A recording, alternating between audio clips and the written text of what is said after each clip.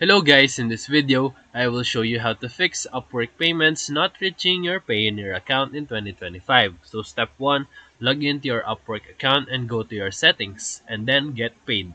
Check if your Payoneer account is linked and active.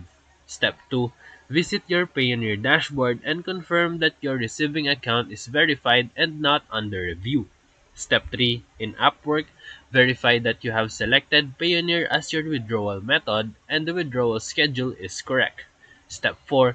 Check if Upwork's payment schedule aligns with your Payoneer processing time, because payments can take 24 to 48 hours, especially during weekends or holidays. Step 5. Make sure that your Upwork balance exceeds the minimum payout threshold.